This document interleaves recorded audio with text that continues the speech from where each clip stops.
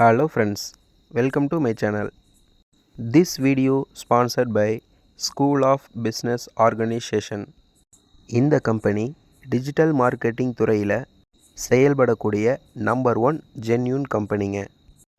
இந்த கம்பெனியில் நீங்கள் ஜாயின் பண்ணணும் அல்லது மேலும் தகவல் ஏதாவது தெரிஞ்சுக்க விரும்புனீங்கன்னா டிஸ்பிளேயில் தெரிகிற வாட்ஸ்அப் நம்பருக்கு உங்கள் நேமும் குவாலிஃபிகேஷனும் சென்ட் பண்ணுங்கள்.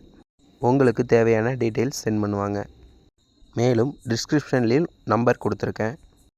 இந்த அரிய வாய்ப்பை மிஸ் பண்ணிடாதீங்க. தேங்க்யூ.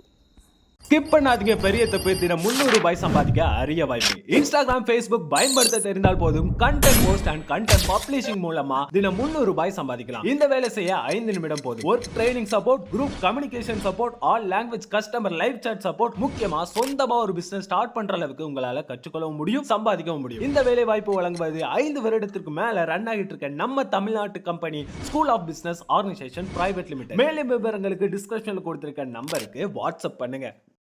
ஹாய் ஃப்ரெண்ட்ஸ், இந்த வீடியோவில் என்ன பார்க்க போகிறோன்னா காலிஃப்ளவர் சில்லி தாங்க பண்ண போகிறோம். ஒரு அருமையான ஈவினிங் ஸ்நாக்குங்க.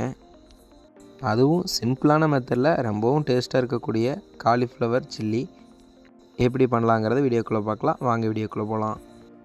காலிஃப்ளவர் சில்லி செய்கிறதுக்கு தேவையான காலிஃப்ளவரை நல்லா இந்த மாதிரி சிறுசாக நறுக்கிடுங்க.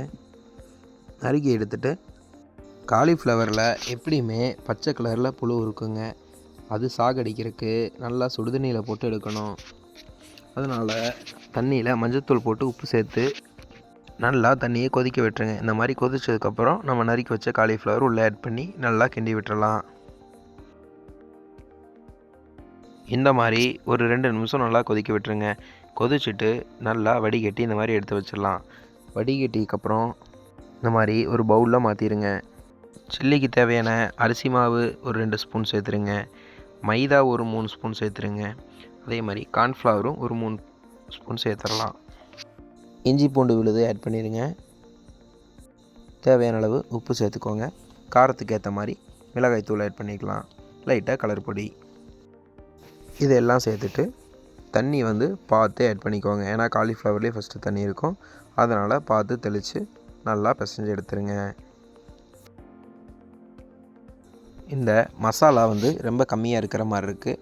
அதனால் தண்ணி தெளித்து மைதா மாவும் காரத்துக்கு தகுந்த மாதிரி நம்ம மிளகாய் தூள் ஆட் பண்ணி அதுக்கு தேவையான உப்பு சேர்த்து நல்லா இந்த மாதிரி கிளறி எடுத்துடலாம்.